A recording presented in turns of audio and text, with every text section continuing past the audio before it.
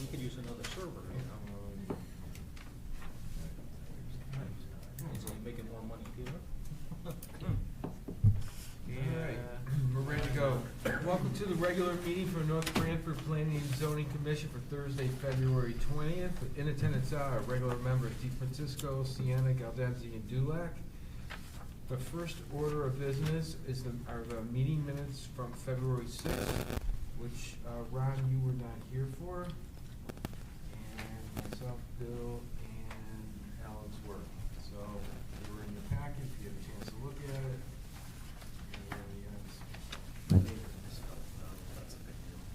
We will fix that. Sorry about that. No, I get it, just TVs. I'm not worried about it. Oh, I It's see. anyone else's. Just on the first page, I'll just delete that. There's Galdenzi. Oh. Do you, You said it? if you're ready? Yeah. I'd like to make a motion to approve the minutes from Thursday, February 6th, 2020. Second? I second it. Any discussion? All in favor? Aye. And Ron abstained. Yes, I Passes did. 3-0. All right. So what we do is we have this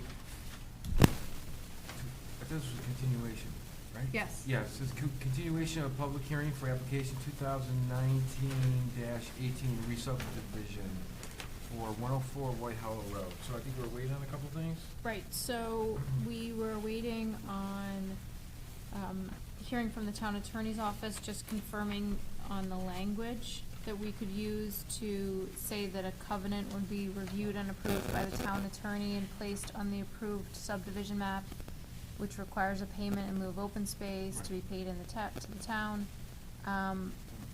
for a certain amount if the lot is sold in contravention of the exemption authorized by the North Branford subdivision regulations. So she approved that, and I spoke with Mr. Smolin, he was okay with that. And then I also spoke with the assessor to just confirm the fee amount, because there was some discrepancy on that, so we agreed to an amount there. All right. So that is all set, so I've drafted a motion.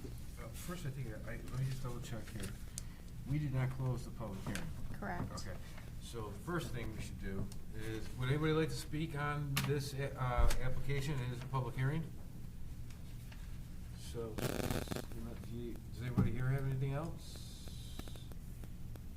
Yep. Right, then, So we have a motion first to close it and then. Yep, we'll do the motion right now. Do you have, sorry, before you close that, do you have a revised, yeah, we'll just look at a Oh, okay. revised copy real quick. All right. Sure, that'd be great. Oh. Perfect. We'll just take one here. Yeah. For sure. And that's in the planning and zoning notes, which was added, Carrie? Yes. And then in the motion, I also mentioned, a request to waive sidewalks, curbing, and street trees.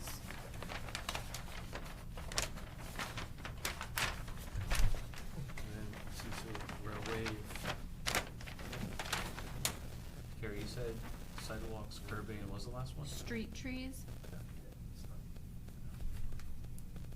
'cause it's an interior lot.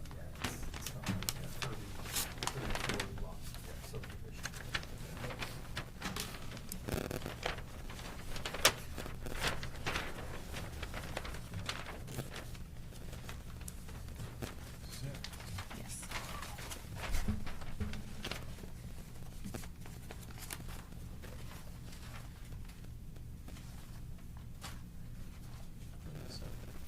Do you have that other part, does it have to be a special condition or not, we don't need one?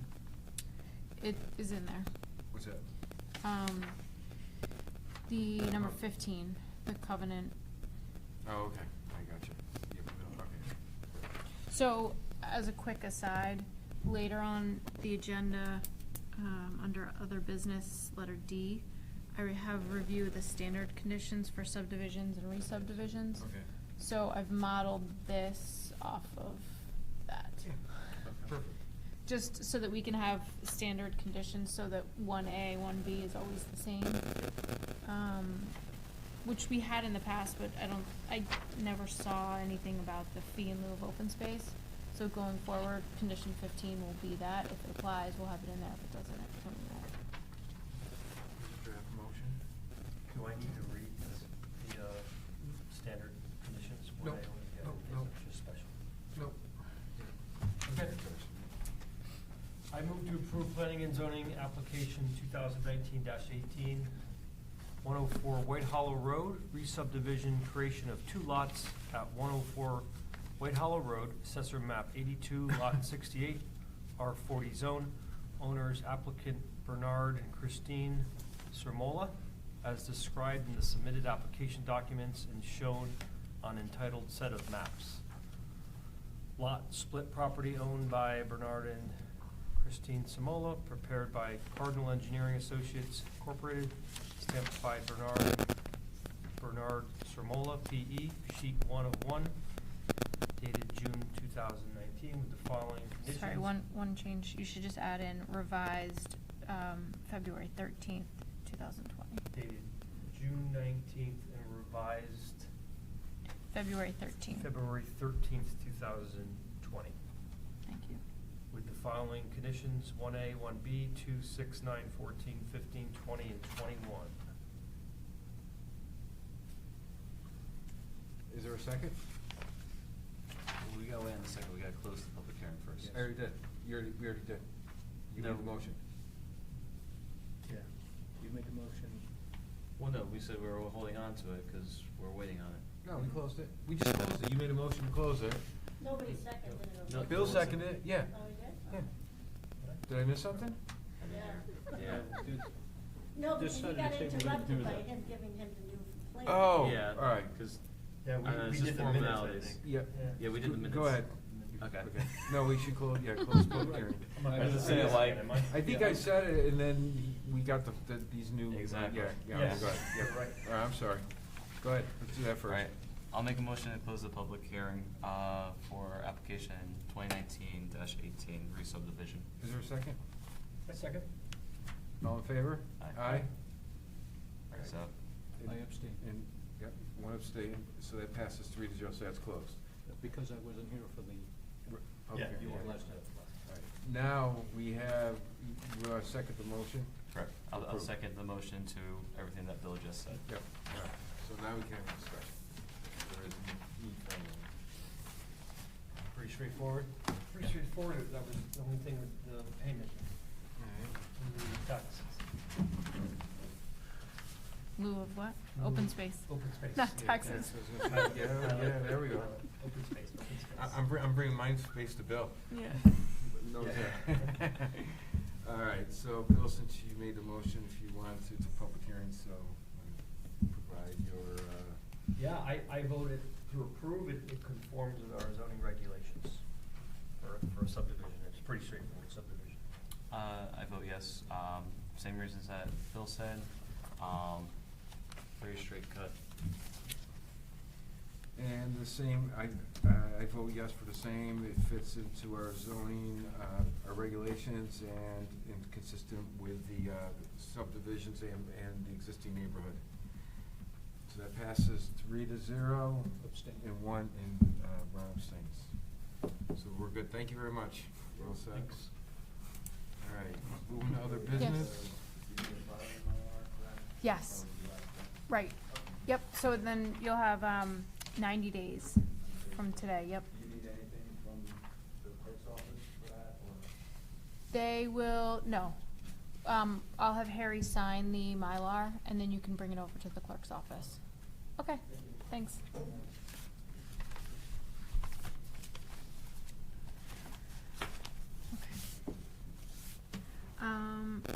Before we go to 5A, we have someone here, Eddie Lawton, who wanted to talk with the commission about a concept for Northford Triangle. And so I wondered if someone could make a motion to just add that to the agenda and have that discussion now, and then we can move to the other items. I move to amend the agenda to allow Eddie Lawton to talk about the Northford Triangle. second? All in favor? Aye. Any opposed? See none? Yep.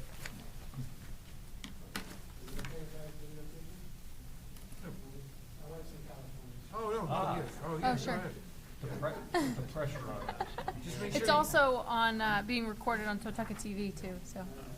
Oh, no, go ahead. No, come on. Sorry. Okay, my name's Edward Lawton. I'm a lifelong resident in the town of North Branford. I live on Middletown Avenue in Northford. I'm also a business owner in town. I own a real estate brokerage called iHeart Homes Real Estate, and our office is located in the Northford Triangle. We currently own one of the buildings there.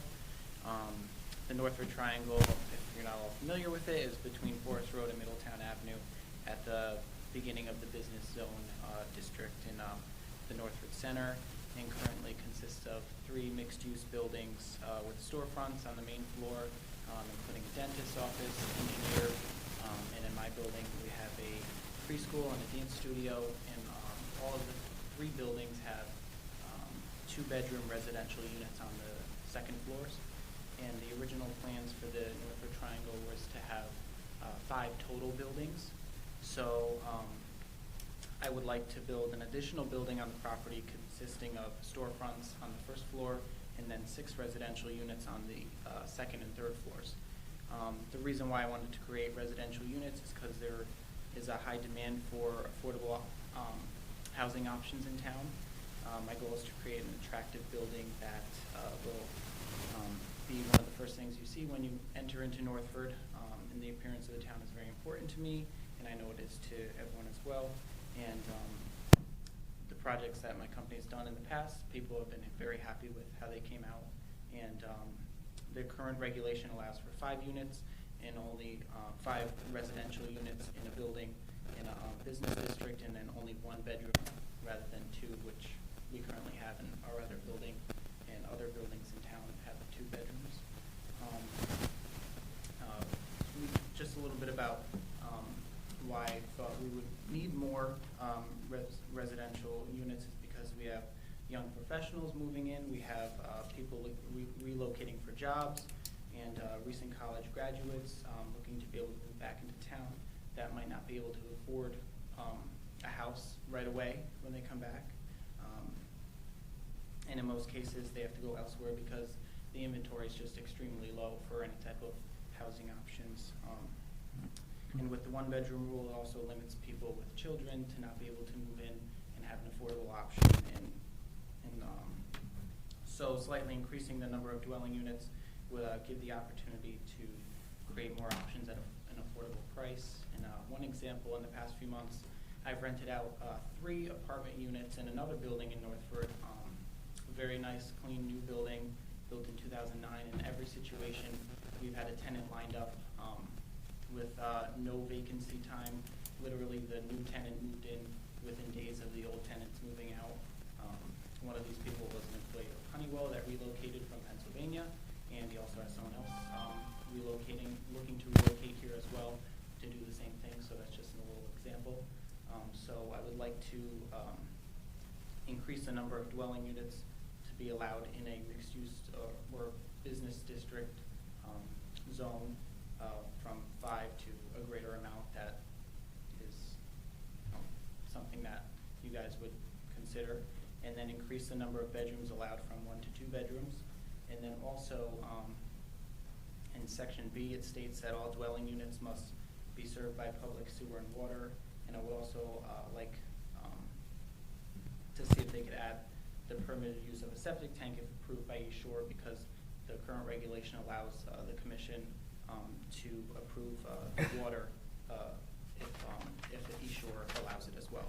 And so by amending the regulation, I believe that this will help the town by bringing in more people at a responsible amount to keep the small town feel, because it's already in a business district, so you won't be taking areas that are not developed in other spots of the town.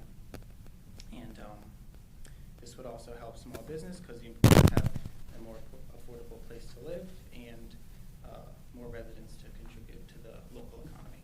So that's it. In the Triangle, do you own those buildings now?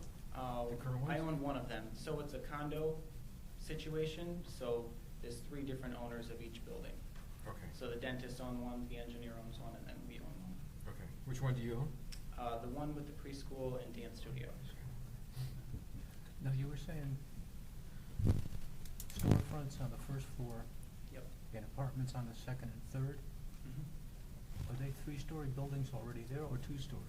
They're two-story, but my concept would be a flat roof, so to accommodate for the height restrictions.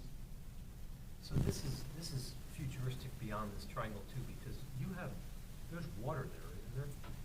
There is city water there. City water is sewer there, right? So you're. The sewer is, Oh, it's not up that far. it's really at the far end, Oh, okay. like the opposite, really far away from Okay. I think it's site. closest to the gas station at the triangle. Okay, So it is possible, but it would just be expensive, and in talking with the town engineer, the soils there at the triangle site, are pretty good. So it's just a matter of locating it, whether it be under the parking lot or in a location that would work Is for that for water or development. sewer or both? For sewer. Okay. For So sewer. septic, There's for already, septic. for septic, I'm sorry, Yeah, not This is sewer, just septic. initial feedback tonight, just to Oh, get. yeah. Right, so Right? the, Yeah. yes, just initial discussion about, the concept of a text amendment, so I'll pass these down. This is the existing text that we've looked at in the past. So it's double-sided, but if you look at, in the middle of the page, 42.5.1 is the multiple dwellings portion. So So that's where it cites the 5 units per building and only 1 bedroom, which would restrict him with this potential development. So there would be 3 units on each floor? Correct.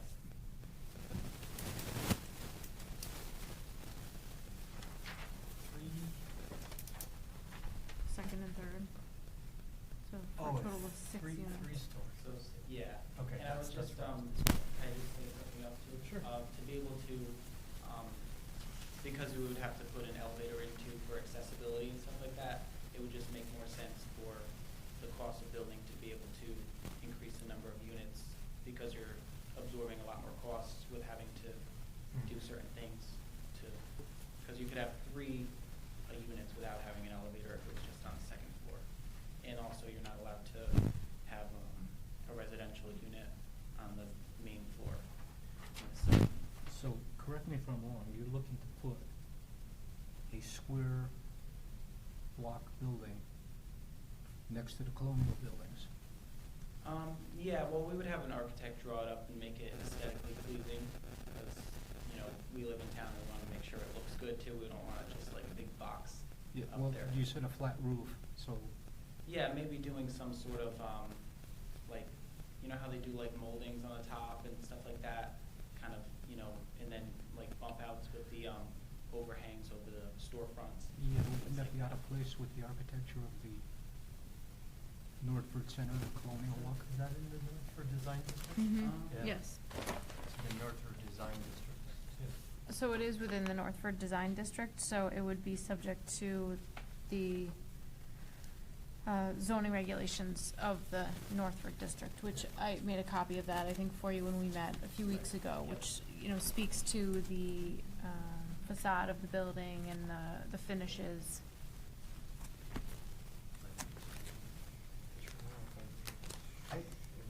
I almost hesitate to say this, but you and I were at the Northford store when we went through that. Yeah, There was a lot of, I know there was a lot of concern even because there was an office, it was like, this is an office. Yeah, and also I think it was because of traffic too with the apartments, wasn't it? I mean, That's what I mean, the yeah. apartments, yeah, there was concern for that, so, Yeah. just food for thought, that's when, See, but 'cause that was the- a long time ago, so. When you look at it, you're looking at the one property, and so but when we have to look at it, we have to look at it holistically, because anything we do here affects the rest of the town. Yeah. So that's why it's gonna take us a little time to really look at this, cause going going from maybe 5 to 6 dwellings maybe isn't a large jump to consider, but when you start going from 1 to 2 bedrooms, I agree. that's something that we really have to take a look at. All the other properties, what's on them, so we're gonna have to do some, due diligence on that. I don't think we can really give you any kind of guidance tonight without doing that due diligence, because what, as Carrie mentioned, we would have to change the regulation through a text amendment, but whatever we do affects the town as a whole. You know, if it was just the one property, and if we had the ability to do that, if it's spot zoning, we can't, it may make sense, but we're gonna have to take a full look at that. Yeah. But I think it's something we should consider, taking a look at it for sure, you know. I agree with, just to add on to that, it's right across the street from the playground And school. and the school. So that's what I'm saying, if it was the one property, it kind of makes sense, but So, then we like. do you mean in the sense of, connecting residences with schools and the demand? I'm just trying to connect your thoughts of, Well, with the Northford store, the thing was that, you know, it's basically, there is no place for children to play. It's a parking lot and a river and swamp. And whereas this location, it's in the triangle there, which is busy on both sides, but the school playground is right across, and I believe there's a crosswalk too to get, there is a crosswalk to get from that property to the playground. So it's, although there probably won't be a background because of parking, but there's the ability to cross the street. I think it's Terry. Yeah, You're right, but to Harry's point, this is a text amendment for Right. Yeah, broad sense. there's a lot of benefits, you know. Yes. Yeah, that's So specific. when you have to take your area. kids, you have to go to the dentist, so you don't even need a jacket. You just walk. You know what I mean? Or if you go drop your kid off at daycare, there's a daycare, and you can get in and out. but I'll also look for a report, because I've heard I've heard of reports citing that even a 2-bedroom apartment only results in like 0.25 children per unit. So it doesn't necessarily mean that there's going to be 2 kids. Oh, right, yeah. As a result, or a Yeah. family as a No. result of a 2-bedroom. Oh, it could be a single person that just Right. wants, 2 bedrooms, so if they have an overnight Right. guest or Right. a family member or whatever, yeah. I think that was just a comment I just Yeah. recall. It was spun as business professionals, and it was, you'd have a bedroom in your office, but then I know the public comments were, I know that was a long time ago, Mhm. this is There was not. a lot more to that, yeah. It was talking about, a lot more people in it, because you could use the office as a 2-bedroom and so on and so forth. Right. Yeah, I mean, and some of the things with that was, a little bit of this, safety on it as well, because you would have, you got cars circulating, there was a Yeah. time they wanted Sure. coffee, so Yeah. there was, Drive-through, this is a right. little bit, this is a little bit different. But no, it's definitely something we would consider. I mean, again, we're gonna have to do some due diligence on it, and then we can get back to you.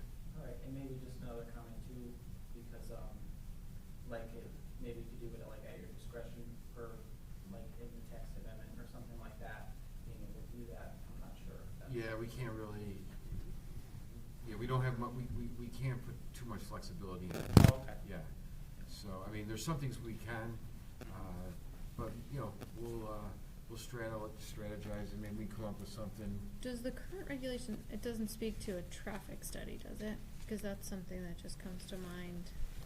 We can request it, but I mean, if we were gonna do something like that, we would definitely need to add that as a regulation, into any text amendment. Right. Cause I know we've added in some other ones, but yeah, especially if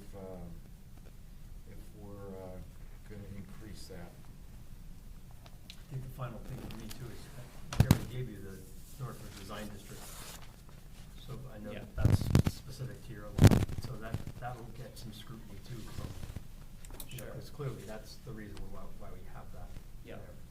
Yeah. An added on layer of, you've gotta be cognizant and aware we're gonna keep it. Looking good, yeah. Looking good, for yeah. sure. Yeah, I'm all about So, everything yeah. looking good, so. Alright.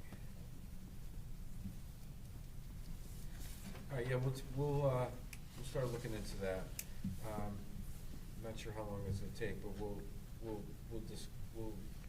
work with Carrie, and then maybe the next meeting, we can have another discussion, and then we can get back to you on that, Okay. alright? But ultimately, who do you see as being the applicant for this text amendment? I mean, I kinda know the answer to this, but just so that he knows that they, right, and Shouldn't be. what's that? We can Right, give some right, guidance. no. Yeah. It would be, that's what Yeah, I've heard yeah, from you yeah. all in the past, that the applicant should be In this case, yeah. Pretty consistent. If it's like a POC driven the thing, it developer says- or the, right. Yeah. Otherwise, it's. The developer or property owner should be the applicant for the text amendment. Yeah. Yep. Right. Yep. So we'll look into that, like, you know, I said, we'll do our due diligence on it. We'll see if we can, come up with something after we do that, and we'll get back to you on that. Thank you Alright. very much. All right, I thank appreciate you. your time. Thank you for the opportunity. All right. What do you got? And so now we're gonna do the, other business, A, application 2006-07, release of the surety bond. Yes, so this bond goes back to 2006. No, this is, ESI, Engineering Specialties, Inc.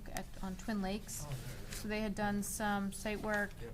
There had been a remaining bond amount of, over $10,000 for loaming and seeding, erosion control fence, and an anti-tracking pad. The construction's been over for a long time, and Yep. Kurt agreed this could be released. Okay. So, it's just really a paperwork formality, so I drafted a motion for that. Good. Just read it. Unless you wanna read it. Yep.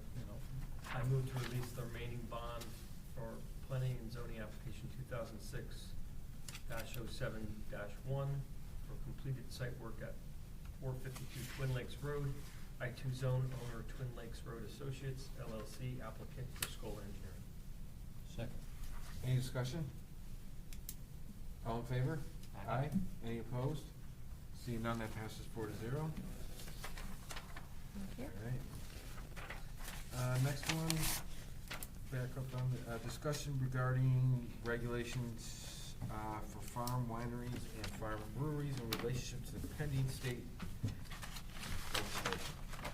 Okay.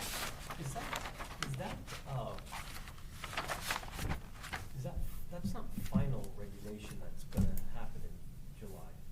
No, it is. It is, that's, okay, that's It what I thought. is, It is, so it's been passed. It was passed last July, and To take effect this July. the bill had multiple tiers, and every quarter there's different phases I got it, that okay. got implemented So that's a around. done deal. Okay. Yeah, Gary, I think we should table this, cause I think Vinny was saying he's looking more into that, getting more details for us, cause I don't think we have So- everything on this. Okay, I have information from him, so, Well, yeah, let's go through it. Can't hurt. Got a few minutes. so I had looked through it in detail and put together some notes. I don't know if I included them in your packet, but I have updated ones. So I'll just take the time if that's okay, just to. So if you need an extra copy of the Which one's- Liquor Control Act, this is what I passed out last time. I don't think Ron has I this. didn't bring it, I got Do you want someone else? Alex? it. Alex, you want? Yep. So, I want my car. Yeah, that's where I got mine. We went out together. Okay, this is where you made some notes. yes. All right. All right, so this is like Cliff Notes, my version of Cliff. I like Cliff. Yes. Okay, so I went through this, tried to break it down. And so here's what I came up with. What I've come up with is in black, and then I have some questions, and the red is what Representative Candelora responded with, because I had some questions. So just kind of at a higher level, the changes to the streamlining of the Liquor Control Act. And again, I kind of focused on what we have in town and what I thought you might want to focus on. I didn't break down everything. But essentially, the changes will place a limit on manufacturer permits to producing spirits, which I go into more detail, so I'll just go through these. It consolidates 4 manufacturer beer permits into one. It actually creates a new wine, cider, and mead permit, so that's one permit that's created as a result of this. And the requirements of that permit are similar to a farm winery. It establishes an agricultural designation for alcoholic liquor. And it establishes a Connecticut craft cafe permit that allows a manufacturer permittees, along with others that sell manufactured alcohol for on-premises consumption. Again, I'll go through the details of that. And it allows the alcoholic liquor permittees to hold both a manufacturer permit and a Connecticut craft cafe permit, or a restaurant permit. So going into the manufacturer permits, so this will only be for someone who's selling spirits. So it's my understanding that a farm distillery would be removed, so you wouldn't be issued a manufacturing permit for that. You'd be issued a different kind of permit if you're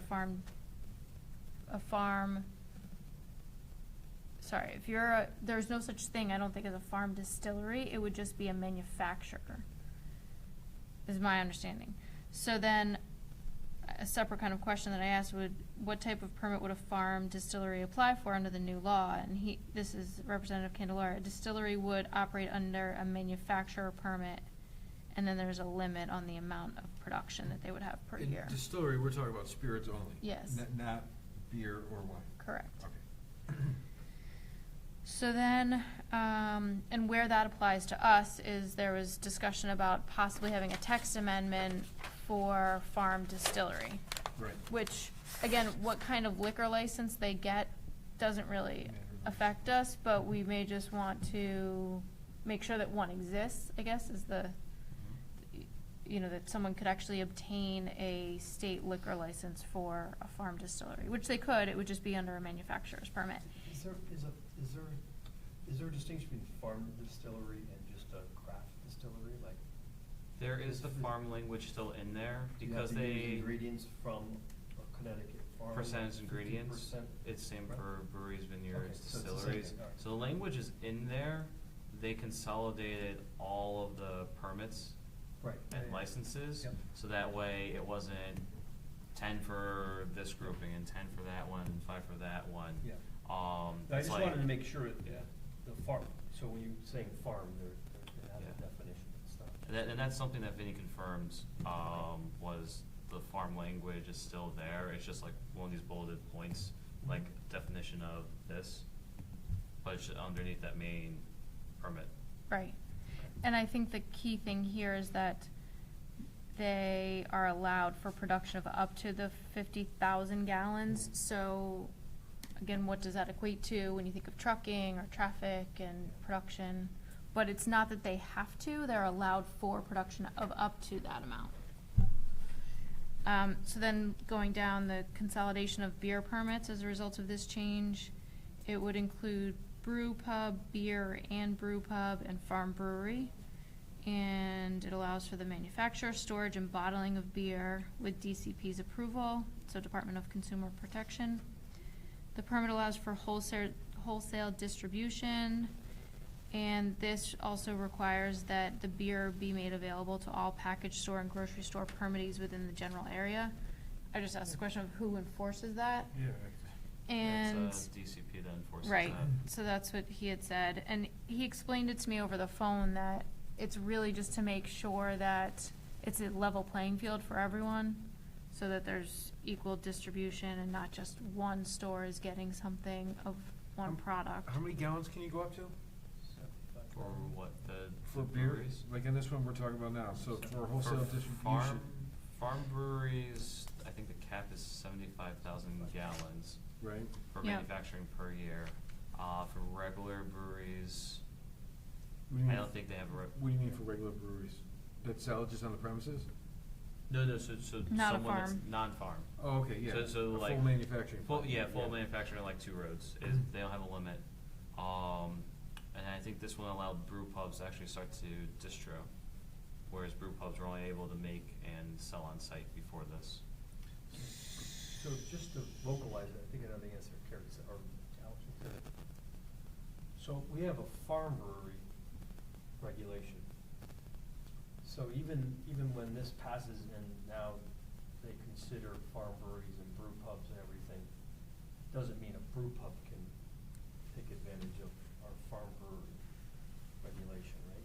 Because a brew pub is not, unless Not they- ours, unless not they- our right. local. Yeah, okay. That's just Right, to make sure. right, so I've It's thought not of it like- as it's the not like- state issues a liquor license to allow them to do whatever it is that they wanna do, and Yeah. this changes that. Mhm. But our local regulation can be more strict. I think Yeah. what I'm recommending to the commission is, we don't want to create something that no one can ever obtain, right? So if we don't wanna create a farm distillery regulation that says you Yeah, have, yeah. you know, you can't do X, but the liquor permit's saying you have to do X. Right. Yeah, yeah, yeah. You know, so we just don't wanna have a conflict. We also don't wanna allow Right. the full flexibility of what this is. Yes, but with our regulation for the Yeah, farm we may not brewery. want, I'm not saying we don't want it. Right. Our farm brewery regulation says that you have to have X number of acres, exactly. X amount has to be produced on site, or, grown on property or nearby, which is actually something that they've taken out of their permit. So again, I think we can be more strict, but the state's lessening that Yeah. But regulation. what do you mean between, what do you mean between the brew pub? Can you just explain that? Well, they're consolidating beer permits. Yeah. And so brew pubs and farm breweries and. What's the difference between a brew pub? Are you talking about some, maybe like something like, Willie Brew. or whatever, down in Branford? No, so it's a brew pub is. Just could be, you know, I have all these beer taps on. No, so the distinction with a brew pub, Willie Brew is the famous example in the state. It's a restaurant that brews their own beer, and before this, they could only make their beer and sell it on site. Okay. And not even growlers to go. Okay. I think the growlers to go didn't happen until restaurants were able to do growler fills, a few years back. They weren't allowed to do any distro whatsoever. So if they chose, once this goes through, they could then, if another restaurant in the state wanted their beer, they could send a keg out or something like Alright, that. so then, if, right, by the definition you gave about the brew pub, then what's the difference between that and a craft cafe? Craft cafe is,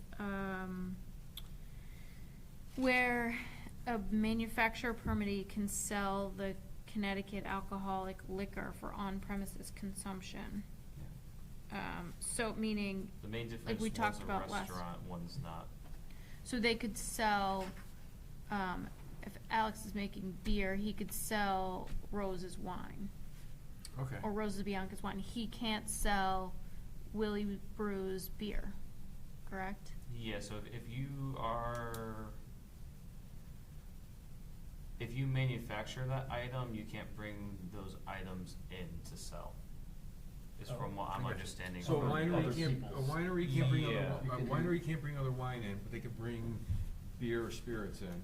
Yeah, A I brew- believe. Somebody like, a brewery, can bring in somebody's wine and spirits, but not beer. Yeah, and that was extended to everyone in the state with Okay. this. Okay. And somebody who does spirits can bring in beer and wine. Well, spirits, if their main thing's spirits, I'm not sure on that because their tap rooms are a lot more limited. Okay. So that's something that I'm not sure of for the spirit guys. But because tap room regulations for vineyards and breweries already allow for like serving of a glass and everything, I think that's already covered. Because I think currently right now for the liquor, they're only allowed to do tastings.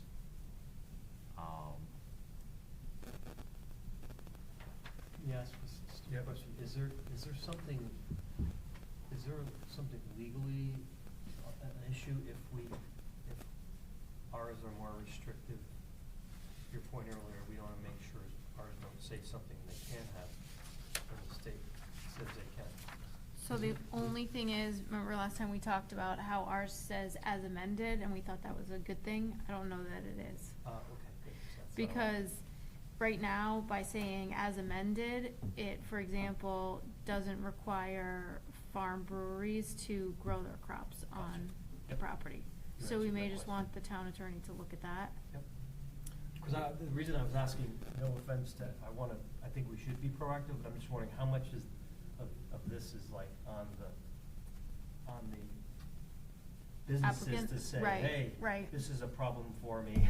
Right, right. But I think we should be proactive. This is Well, good we're doing this. and to Alex's point, I think that this is still changing because there's been, I don't think all of the legislators are on board with this. I know Representative Candelora has some concerns, and is still fine tuning it Yeah, slightly, I saw so. I mean, one of the concerns I have, and I think this is one of them, is that you can just start importing stuff from other states. As we see, I mean, like I was just noticing here, so, it Craft, says, or yeah, farm breweries are not limited to 7,500 gallons. 75,000, I mean, yeah. 75,000 gallons, so now we can go into full-blown manufacturing now, cause you can go over that. And not required to have a minimum amount of materials grown or malted in the state of Connecticut. So, yeah, so I mean, that's basically The saying that you. farm definitions are actually still in the main body, they're just not in the permits anymore, from my understanding Well, I'm just to reading. it. But that's, That's not that's not the permit, that's not about permit, it just says that farm breweries are not limited. So right, well, and that's, that's where I had asked Representative Candelora about that, because, if you look at, Cause that goes back to what the Department of Ag allows for saying, is it Connecticut-made products? but that, I think that's different, that's like the, technical, right? So I could make a beer, buy the ingredients from somewhere else, I just can't call it a Connecticut craft beer. I can still operate under a brew, whatever license I need. I just can't call it a Connecticut craft beer. So you're right, it does say in here, the Department of Agriculture has to approve the use of Connecticut Farm Winery, Connecticut Farm Brewery, and the use of Connecticut grown products. But I think they could still, they But could we- call it something else, they could call it, North Branford has in their Born in regulations, Connecticut. in like the first couple of paragraphs, the restrictions of what to grow on the property. mhm, So North Branford's already covered with, even if the state right, did whatever, North Branford already says you Yes. still have to grow X, Y, and Z or Right. use Connecticut. right. So referring to like what Harry was mentioning, those restrictions are still in for the town, that you have to grow, I forget what it is, but it's either 25% or 50% for the vineyards and same for the breweries. Well, and I'd stuff have like a that. lawyer look at that, because if the state says you don't have to, I don't know if you can require it. That's why I said, is there, I'm that's just why saying, Right, that let's- was going to my that's- question about sometimes legality. there's certain things that we Right. can do, as planning and zoning, to be more restrictive, but I don't think we can, I'll say, maybe I'm dialing it up wrong. So if the state says X, Yeah. I don't think we can make it, we can change that, we can't make it more restrictive. I'm, you know, there's things we can make restrictive, but I don't think if there's a number and they say, you know, you could say the state says, any manufacturing, can make up to, 75,000 gallons. I don't think we can go and change that and make it 50. So I think maybe, I think our law, I don't think we can change that. one way around that though is what if in our regulations, we required that they be approved by the Department of Agriculture to be a Connecticut farm brewery or a Connecticut farm winery? Because if that definition hasn't changed, Right. then we can require that as part of our farm brewery regulation. So we're putting them into a different category. The So- only so- thing with so- that isn't that about, I don't know if that applies to everything, like the maximum you can make. It definitely applies to the amount of ingredients grown, right, but I don't know if it. Right, I so don't know. under the Department of Ag, like Alex was saying, it does have at least 25% of the permittee's total annual alcoholic liquor product ingredients must be grown in the state to use these terms. Right. Then, I don't know if that, Limits their production. cause now they're, yeah, I don't know if it limits Well, the production. yeah, so I mean, there's If that's, we're solely referring to that, I don't know if it limits everything, all the limits we wanna limit. But not only do we look at those, but we also have to look at zoning for these as well. Cause now you're starting to talk about restaurants I know, and that's- cafes, so when they come in, Mm-hmm, we have to consider that it could be a farm brewery, winery, spirits, whatever, But then if they come underneath that, but they're allowed to have a restaurant, so our zoning regulations need to reflect those Mhm. possibilities. I'm just gonna throw this out there, something to consider. I mean, we're not gonna solve the world's problems all in one night, but if there's if we're gonna allow over 75,000 gallons of manufacturing, let's say, maybe that's only in industrial zone. Yeah. Or, maybe it's B2 or whatever it might be, but to look at that. And then also, I think in a regulation, we would have to change the, what do you call our grid? Oh, our use table? Use table. Use chart, We would yeah. we'd have to change that so that we would have a farm brewery, a farm brewery with a cafe permit. I'm not sure the exact wording, I'm just thinking that, because we might not want a restaurant in a residential area. Or it just You know, defers so- to the use table for a So restaurant. I think you're confusing two words right now, cafe and restaurant. The brew No, pub's they're the both different. restaurant. They're both different. Yeah, Right. cafe, the only part for the tier is they call the tier cafe, which allows them to bring in other liquor Well, it from says- around the state. There's no food notion to that. It says food must be available to customers under the cafe permit. Restaurant permit. But that could be like a That bag could of chips. be a bag of Well, I chips, mean, and yeah, that right. could be Yeah, a Right. to-go menu. Yeah, but That's actually accepted by the law for that. yeah, but as far as the regulation goes, Yeah. we might not want that to occur in a farm brewery that's not set up for that. You want a bag of chips or to-go menu? Yeah, but you can't write a regulation for a bag of chips. If you write the regulation that you can have in a residential zone, it could be a bag of chips or it could be real food being served. Well, no, that falls underneath the health department What's that? for a bag of chips, or that falls underneath the local health No, department. I'm talking about if you wrote a regulation, you couldn't put in a regulation only allowing bags of chips. No, for a no, cafe. no, that's what I'm trying to say. The regulation has nothing on that, so What I'm saying is should. anyone technically that has a tasting room or whatnot in the state of Connecticut, it works with their local health department. So like North Branford is East Shore. Right. You have a class one. I'm A just class talking about, I'm one- just talking about what's going on in the building from a zoning perspective. Well, in our regulation So right now. what I'm saying is I don't think we would want a restaurant or a cafe per se, cause a cafe, you can serve food, it doesn't say bag of chips or whatever. We don't wanna turn into a restaurant type style or something like that, because now we're starting to talk about traffic in residential zones. That's what I'm getting at. What I'm saying is that we need to look at with the cafes, restaurant, and see how they fit into our zoning. Maybe they do fit into residential, maybe they don't. But So I- the one I difference think we're is okay there's no with- serving. Well, That- it so doesn't say that's that. the language that I'm trying to say is, you're not allowed to serve underneath your typical class one food license that the health department gives you. A bag of chips isn't serving, bag of Right. chips is like a gas Yeah, station. yeah.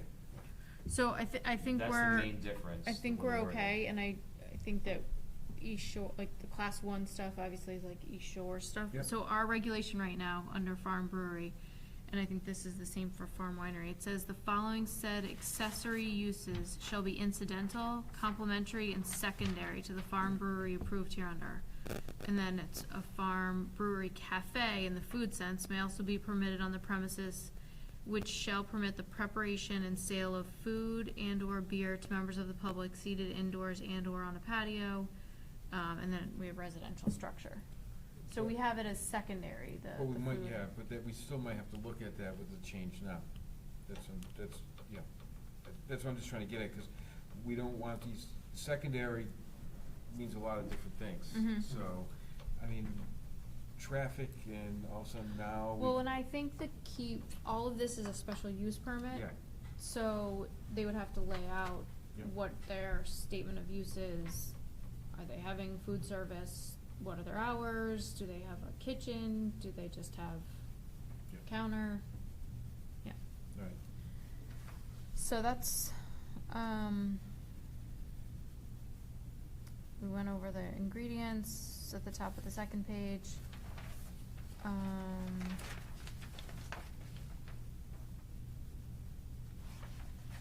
We already talked about all this, about changing the regulations and keeping it the same, producing materials that they need, and I can run this by the town attorney as well.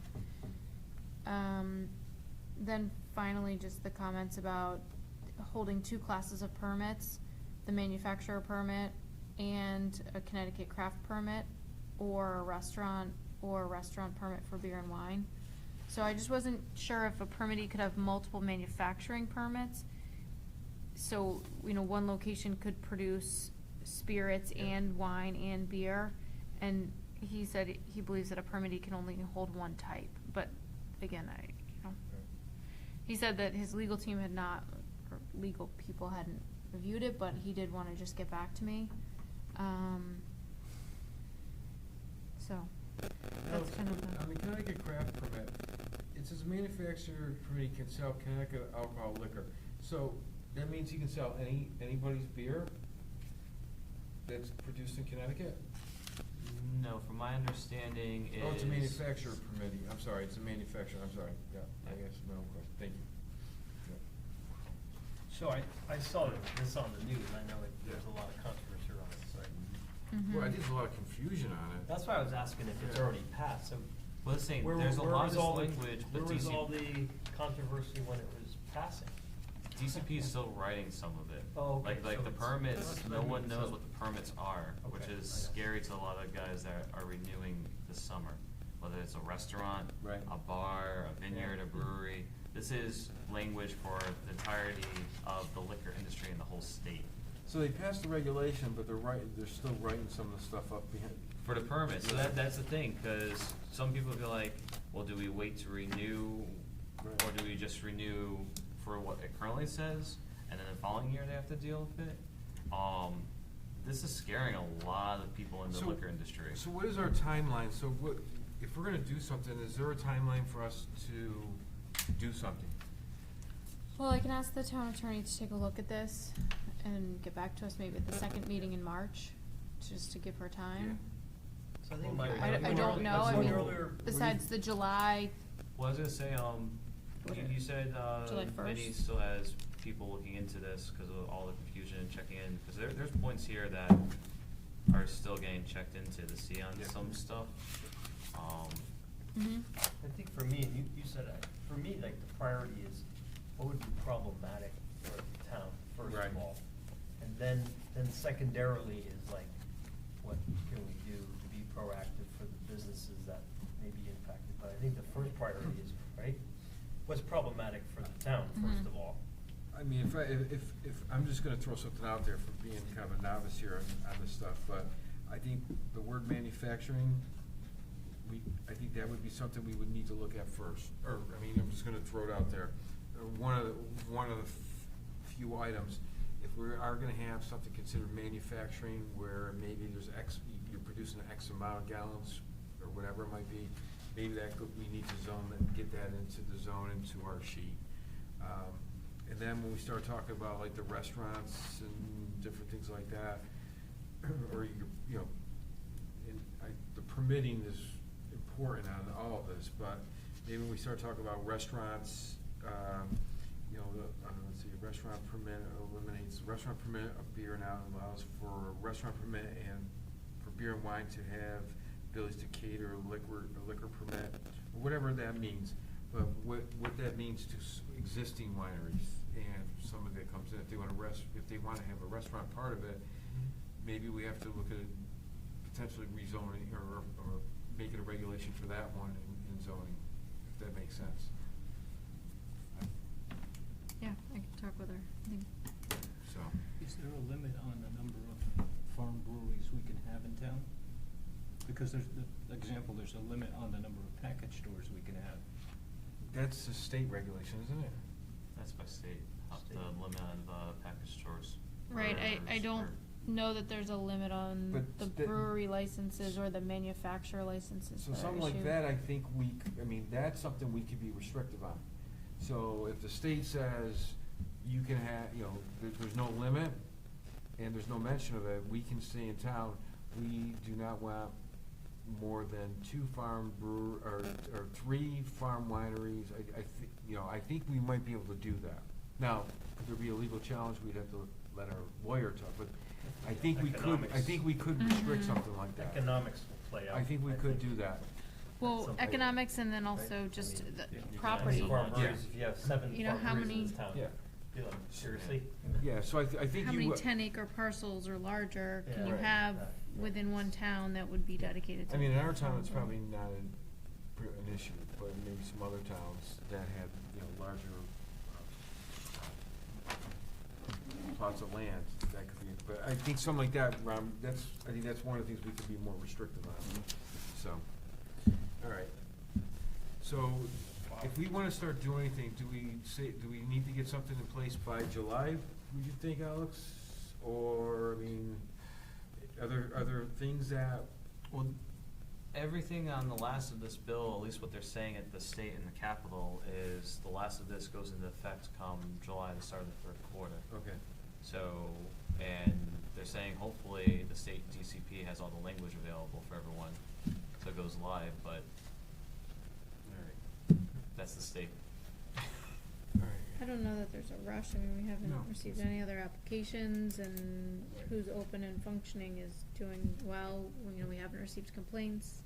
Well, I just wanna make sure that the operations that are currently in the town, that the regulation doesn't start bumping up against, something that does, because if we have something in place prior to the state, I don't know if this new state regulation would supersede anything we have. You know what I'm saying? Say we said we had setbacks of 100 feet. Well, the state comes in and say, well, no, you only need 200 feet. Does ours, because it comes first, still stay? Cause it's grandfathered in or whatever it might be. I just wanna make sure that, for the Right. breweries and wineries, that any of these regulations that come down from the state Yep. don't adversely bump up against or affect their, the current business, Right. Okay. if that makes sense. Mm-hmm.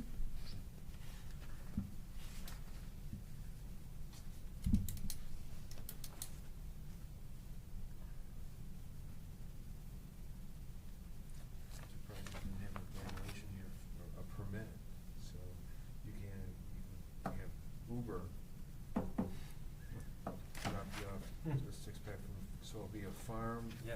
Uber app. There you go. I was thinking more of the airport restaurant, farm brewery, it's a. All right, you wanna move on to the next one? Yes. All right, Gary, sent that in the packet, that is the, C, would be, farm events. So Carrie put in our packet, some updated language, crossing out some things, red, blue lining. Mm-hmm. So So- this was the latest version that we had worked with. Did you did the blue comments? Yes, I Yes, think it okay. was based on our conversations. Yep.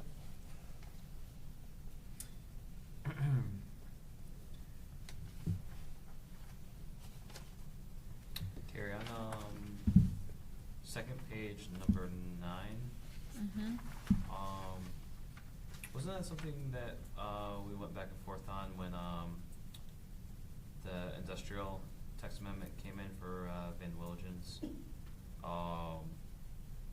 Where you took into account that, if like you had something occur like on a Thursday or Friday night, the next Right, business day, right. what was acceptable? Mm-hmm. Just because sometimes you couldn't get them out on the weekends. Mm-hmm. Yep. So that regulation, I think that's what the final one reads, I can't remember off the top of my head.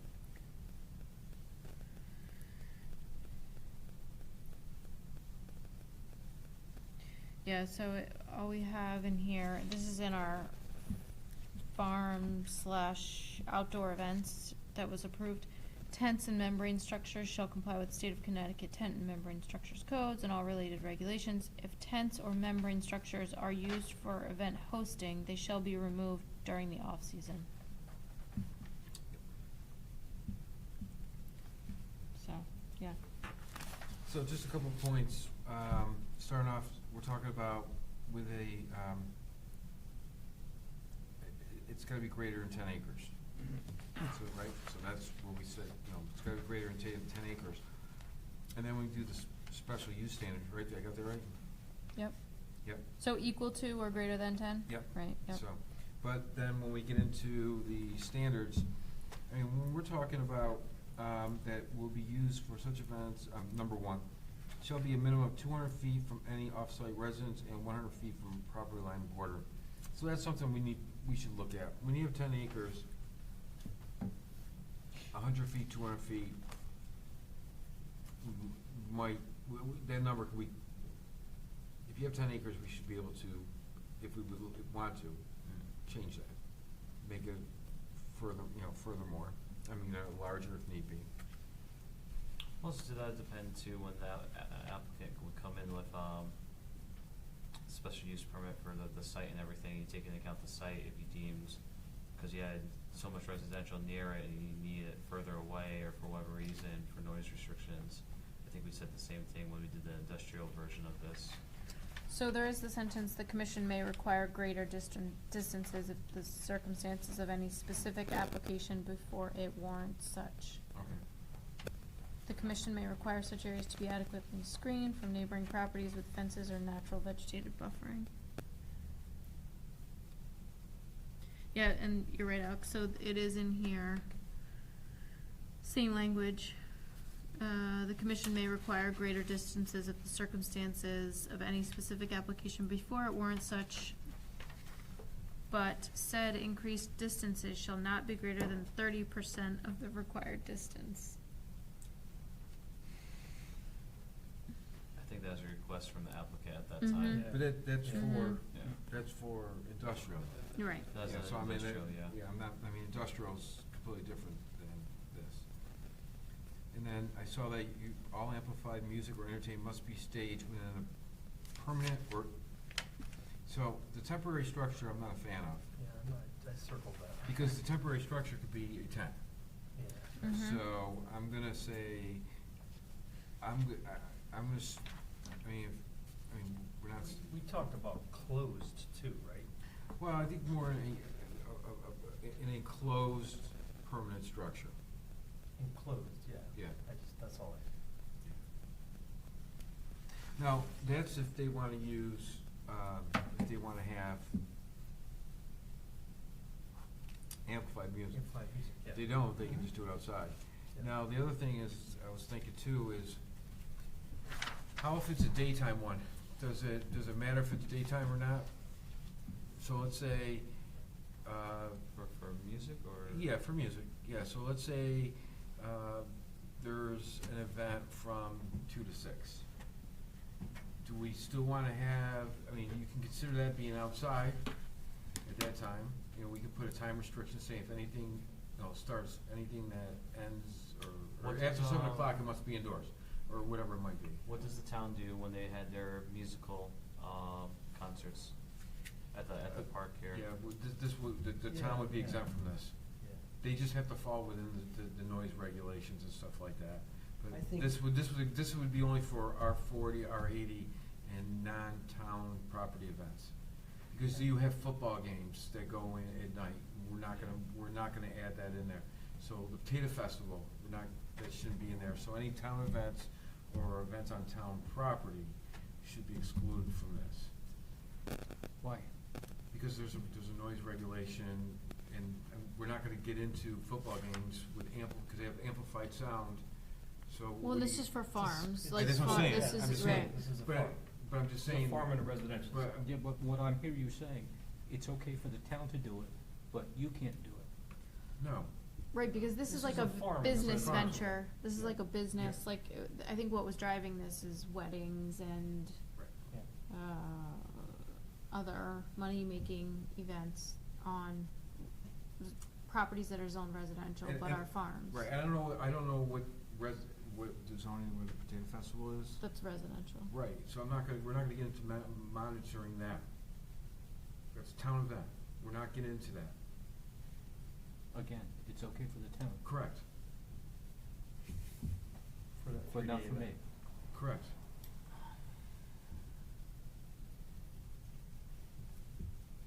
But then we'll allow it just to happen, and then somebody can just have, I would like you to know. think that the town would be a Lead by leader, a example. leader, yes, How lead would, by example. how would the town at the Potato Festival, when they have a It's an concert, agricultural festival. if they have a concert, how would they have an indoor structure for a band and a couple thousand people? Then if it's not indoor structure, then it goes to acoustical by what's here. Again, we're not Or gonna get minimal into, I'm not gonna get into the town events. Yeah, are we- Or No, I any- know, but it's We're really not No, but gonna I get think, into I that. think mean, it's, if, yeah, it's, I think it's, not. Let's- I think it it's totally seems like different we're too, because the drifting town away. is, the town provides police, fire. Yeah. Yeah, we're not gonna get into that. Yeah, I mean, that's the same thing, cause then you gotta worry about the football games, cause it's amplified sound. Yeah, let's- No, So- football's completely different. That's It's R nothing 40, but R 80, farm. I'm just saying it's, and on R 40 or R 80, Potato Festival is, I don't know what the school's on, is it industrial? No. Okay, so if that's residential, so we can't have sound at a football game, we can't have the band playing. Yeah, but school was existing before regulations came through. It's an event after, so the football game comes after we approve this. It's an event, cause you have to go through the process in R 40, R 80, if you have more than 10 acres, and I don't know if the school's on 10 acres or not. And I don't know if the Potato Festival's on 10 acres or not, so it. I think the other thing too. Say the 10, just- say the Potato Festival's on 8 acres, you would say no more Potato Festival then. Can't have it, cause it's 10, it's gotta be 10 or larger. The Potato Festival also is like the money goes towards the town. It's like a betterment for the town as opposed to a business operation. Potato and Corn Festival. It's an agricultural event. They don't Right, but own it's a the park. public, it's a public event. Are you seriously trying to challenge it, or are you just trying to be difficult? Because it seems like we're getting far away from what we're trying to do here. I mean, I'm with you. really, I'm kind of. This is to protect the Let's- residents. Yeah, we're trying to do a Yeah. farm event regulation. I don't really wanna talk about No, Corn but and Potato Festival. actually, that's a one-time event per year, so really wouldn't But probably have to follow. if it's a valid, so I'm seriously asking, if you wanna have a discussion around it, then I'm not gonna stop you from having it, just, I don't know where your motivation's coming from. Because I just wanna kinda focus on the farm event regulation.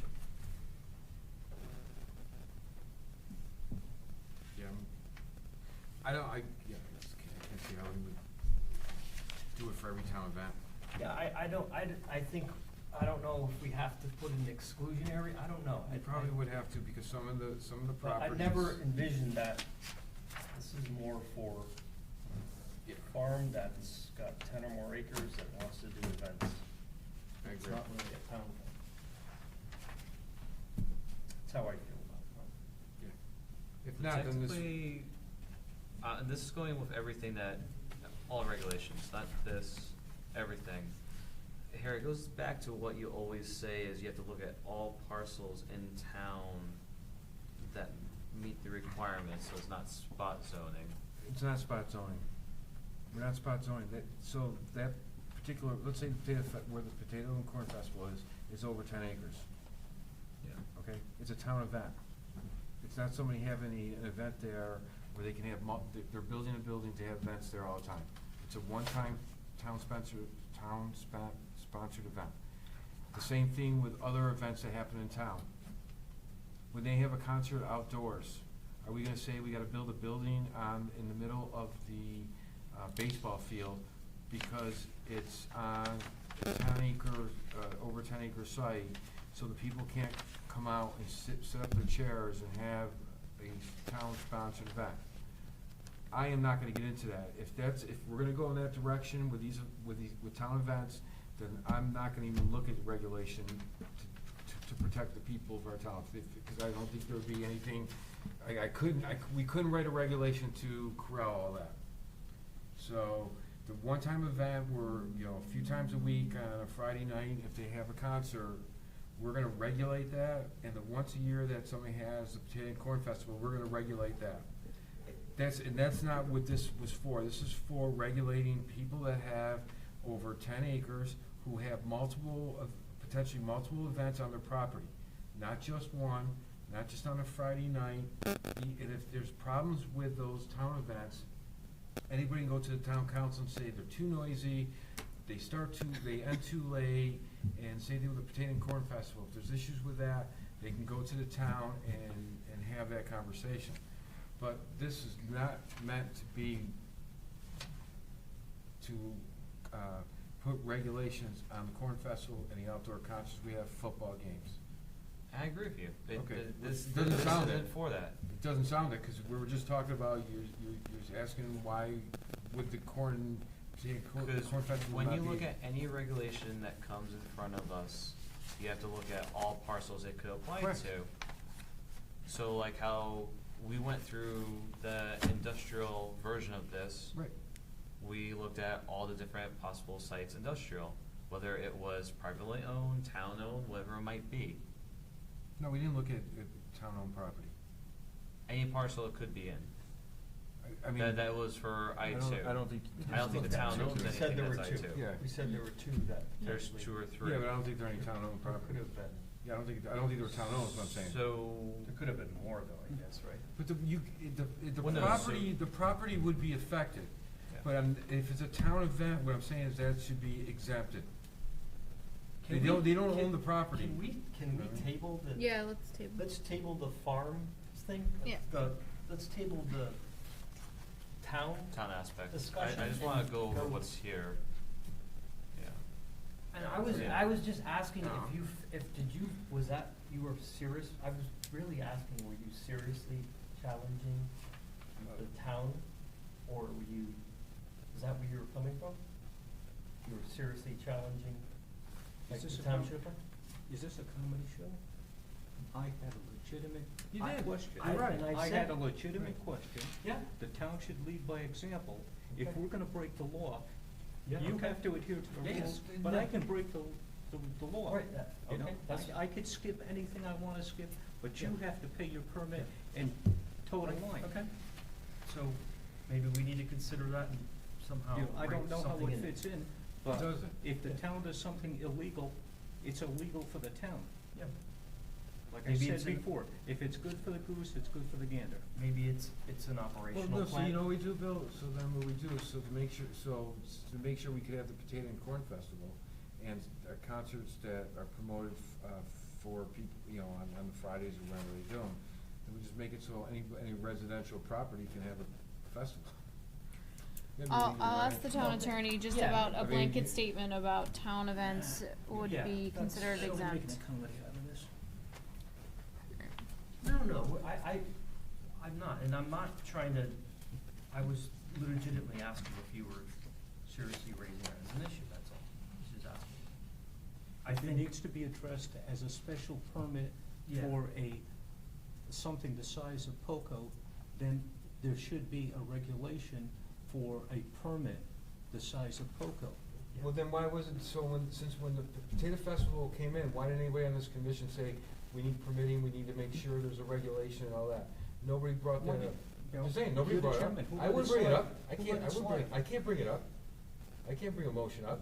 let's, I'm not allowed to bring a motion up. let's do it. And I don't think it should be permitted. I think there are permits probably the town has to go through, whether it's, you know, with going through the police, East Shore, I'm sure there's a lot of things they have to go through. I don't know much about that, but I would not regulate that.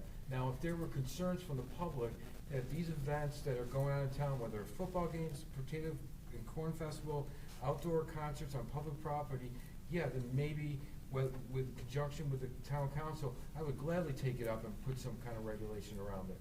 But what I'm saying is that those town events should be exempt.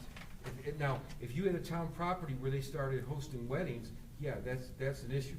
But the Potato and Corn Festival in a place that they want to, in 4, 5, 6, 7 times during the summer that they have an outdoor concert, we do not need to regulate that. We're concerned about properties where somebody's hosting events constantly that are amplified music, 200 people in residential areas. When the town looks at places they have concerts, where do they have them? They have them up by the police station. There's ample parking, and they do it on the field. I mean, there's probably been some other places. But there is input you can have for that. But to regulate every town event and then try to protect the, residents where there is an actual 10 acre, where there's events going on constantly, or potentially constantly, we wouldn't be able to do that all in one regulation. That's all I'm getting at. And the town stuff, I think, should be, it's my feeling, it should be exempt, because you wouldn't be able to do, if we wanna have a regulation that protects the public on 10 acres or more, and say it has to be in an indoor or enclosed permanent structure, that means you cannot have any outdoor events as a town, unless you built a huge building for it. If, at the Botanic Corn Festival, you would not be able to have any entertainment, because you would not have, you'd have to build a huge place that could house, 5, 6, 1,000, couple thousand people on a property. I don't even know if you own that property. I don't know if is it town property, Botanic Corn Yep. Festival? Okay, so we would have to build a building there just for that. Now, and put the expense on the taxpayer for something that has not been an issue. Carrie had the suggestion we talk to the town attorney. Is that your suggestion? Yes. Carrie? Maybe get some guidance on, other than the permanent structure, it would require an operational plan? Right, so similar to what was But- approved for the But from events your in the point, industrial. We don't have, it's not a permanent structure, so that would be No, it'd be a permanent enclosed. enclosed, yeah. I'm Yeah, saying, because other than that, there are those temporary tents you put up that are enclosed. I'm just saying, other than that, the Potato Corn Fest specifically, the other regulations, as long as we had a general event operational plan from the town, so we'd have to have something that allows us to have non-permanent structures. You can't. Just for town events. Yeah, well. If you're gonna, Yeah, I know, yeah. if you're I'll gonna have do to it see for that. one, you gotta do it for all. Yeah, So, those are- that's what the comments are made, so, you wouldn't be able to do it, so.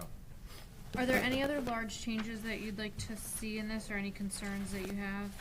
No, I think this was, because this was I'm just saying, this was a combination from the one application came in and some of the comments we had, right? Right. So, okay. So the only other thing that I wanna just bring up, and I'm not sure exactly where this would fit in, but I had gone to a Connecticut zoning, Casio meeting, Connecticut Association of Zoning Enforcement Officers meeting, and Joan Nichols from the Connecticut Farm Bureau presented, and she sees farms that wanna have ice cream stands all the time, so it's a balance, like, Jess Cave, right? So the Totucket Tree Farm, they were interested in having ice cream, but there was a concern about, all right, you have Christmas trees, what does that have to do with ice cream? But yet they still want to try and have a year-round operation.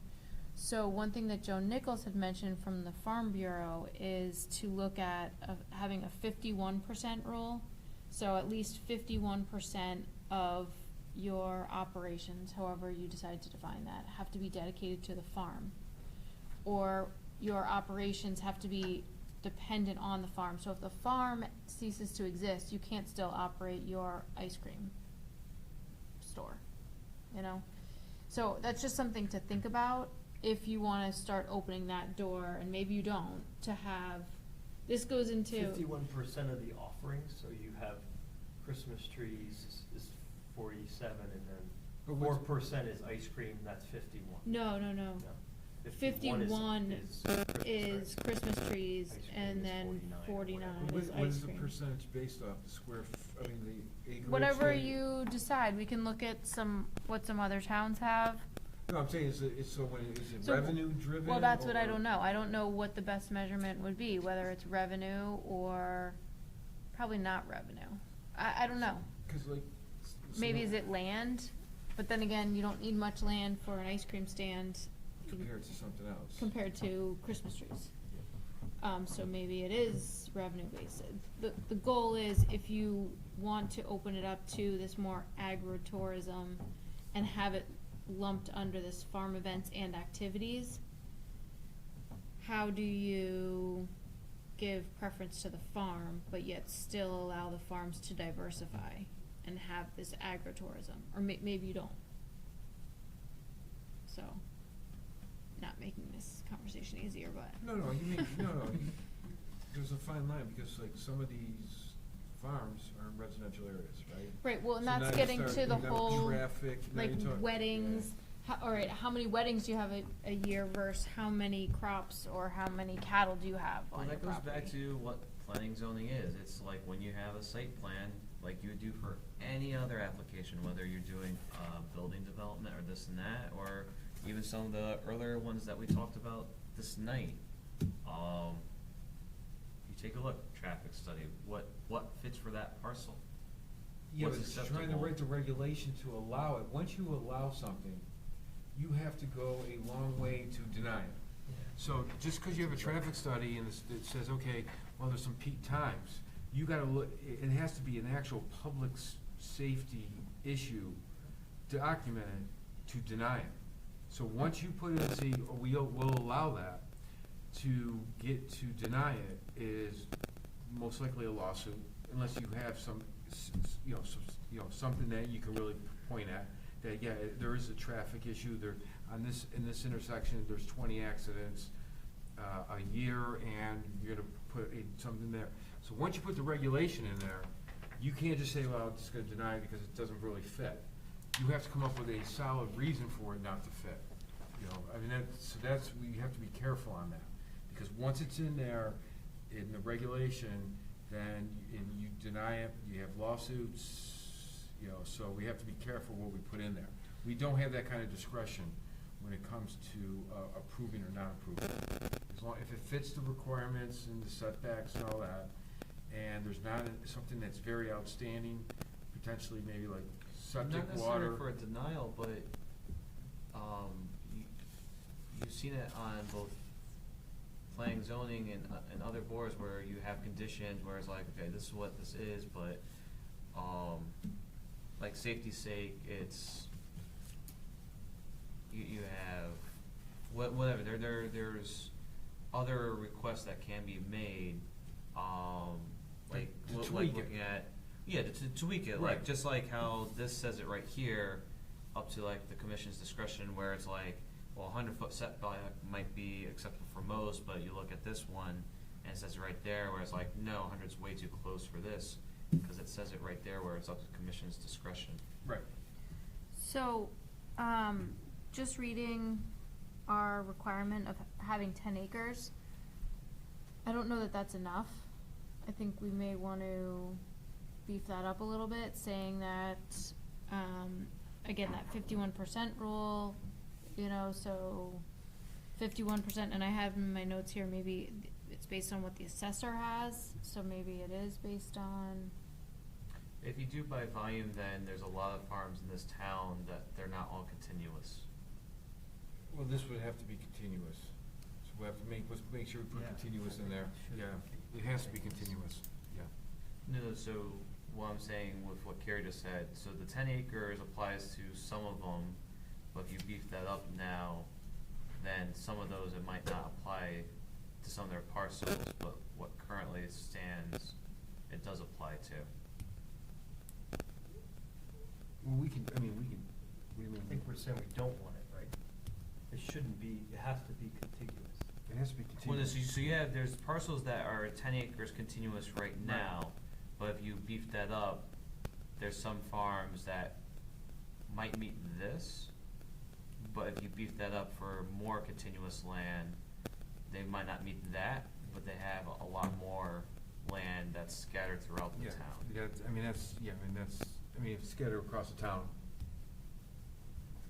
for hosting the event. If you're gonna host events, you need to be 10 acres or more, or 15 acres or more, or whatever.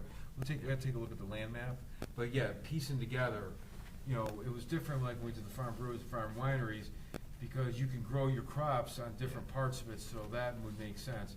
But something where we're having an event, we wanna make sure that there's plenty of space for parking and everything else, so whether it's 10 acres or, like you said, beefing it up to 15 or 20, but we'd have to look. Well, even if you keep it at 10, but you have it be contiguous, but you also require that, maybe you add in a length of time to have farmed the land, or that it's been farmed for X amount of years. Or again, this 51%, I don't know what the measurement is, if it's It's a tough measurement. You can get around it no matter what. income, yeah, but charge more, well, yeah, you might charge more, obviously, for Christmas trees than ice cream, just using that as an example. It does speak to a lot of the original discussion around, we wanna do what we can for our farmers to enable them to be successful. However, the intention here isn't to turn a farm into a wedding hall. Right. Cause you couldn't have a wedding hall in Right. this zone. Right. So why would we allow that through Right. this regulation? So it has to be an A- addition yeah. to their offering, so 51% is And- their farm. And I don't think it's income, because you could charge more Yeah. for a wedding than you would for your crops, maybe.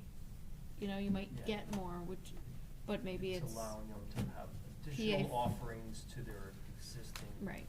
So I'll look at some other operations, which is a farm. towns. Right. Okay. So why don't, I'll look into other regulations of, that require more than just an acreage in order to have events, and then ask the town attorney about town events. On private or public property. Meaning, you know, so if the town has an event, Uh-huh. I'm not sure if everything is on, town property, it may, but Okay. I'm gonna circle back to this at the next meeting. yeah, please, yeah. Okay. We should put this, it's come up a couple different times, Yes. and then it got pulled back a couple different times, and then we do have it for industrial, so it makes sense that we look at the R40 and R80 zones as well. Yep. Okay. You got anything else, Gary? So, Oh, review standard conditions. standard conditions. So this is what I was referencing earlier. I think I included them in your packet. Yeah, you didn't. So just to go through these and make sure that everything's in here. So these would become kind of the template, not kind of, these would become the template for standard conditions of planning and zoning's approval of subdivision applications, really plannings, because you're approving it as the planning commission. So 1A through 1C is speaking to bonds. So requiring that a bond be submitted prior to filing the Mylar on the land records. Requiring that no subdivision lot be transferred to a buyer until the town's notified. Again, a financial guarantee instrument.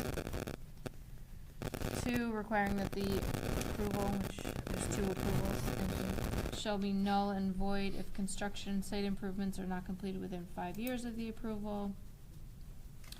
3A through C speak to stating that the lots are served by municipal sewers or individual septic, or require an engineered septic system, and approved by the town engineer.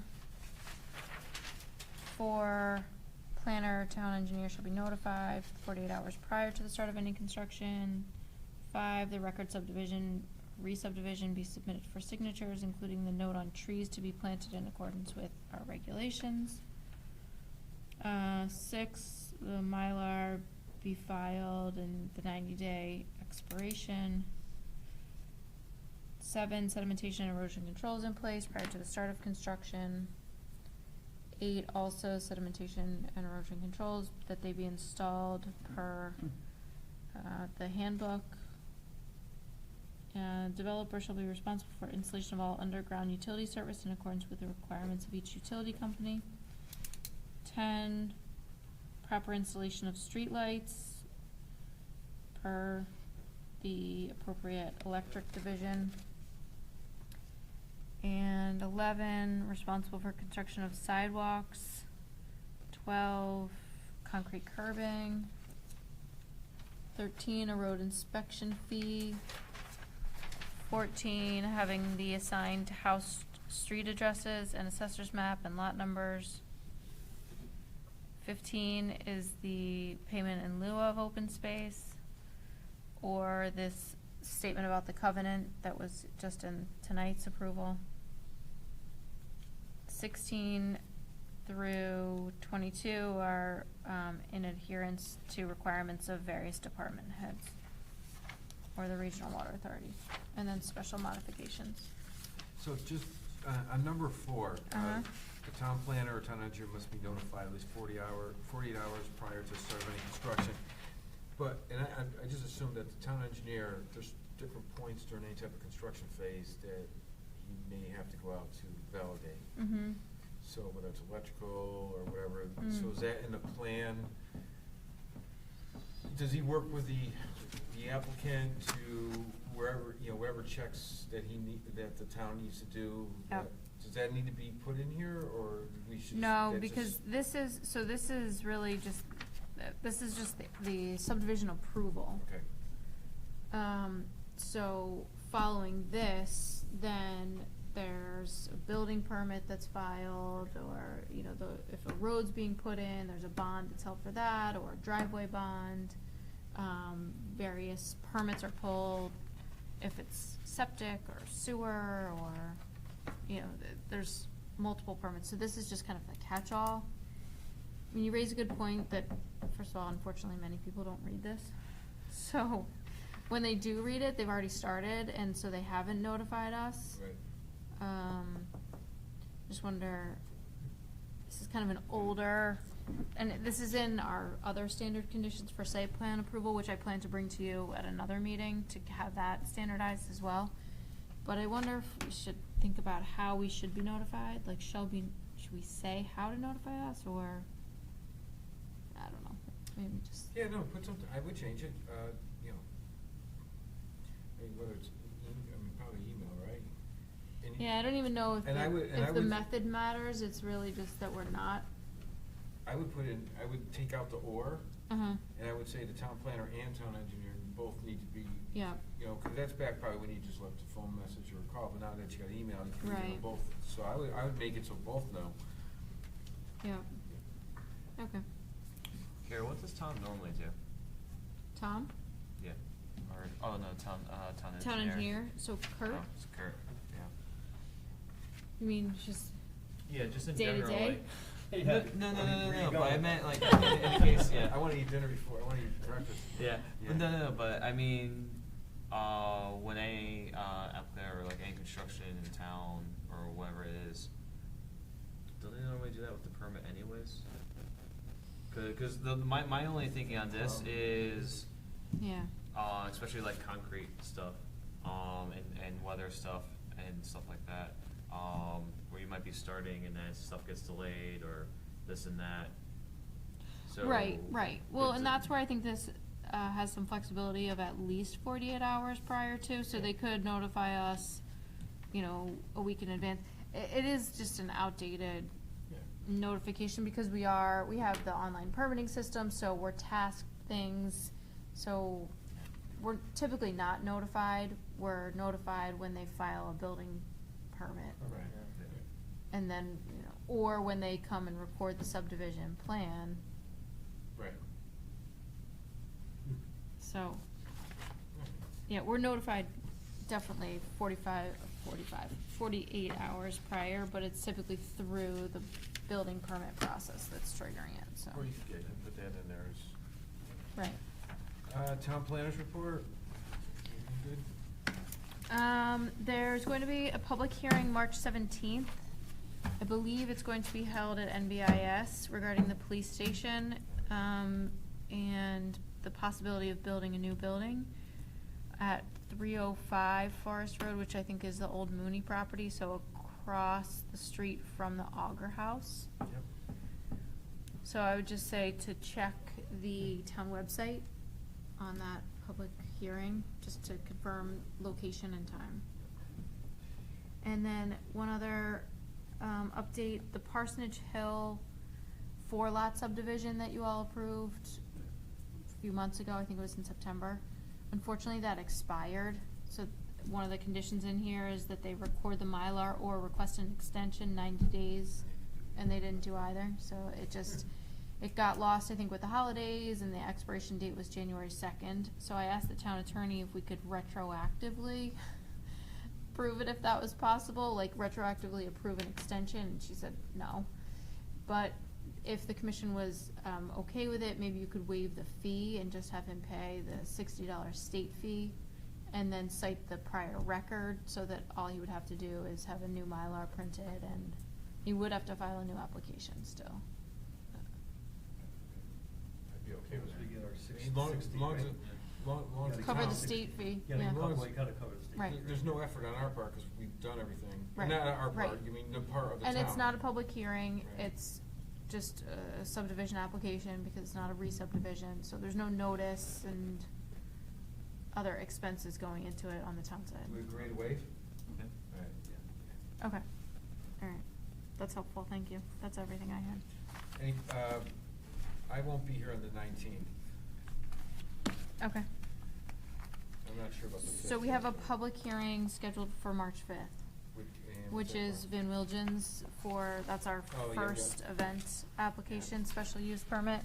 I did meet with the department heads and the applicant this week, and that went well, so. Yep. Alright, Ron, it's been a while, so you got the honors. Bill took over as the elder Yeah, statesman, I let just him- wanna let you know. I let him know I earlier, can't- I showed him earlier. I motion we adjourn. This is, all in favor? Aye? Aye. Any opposed?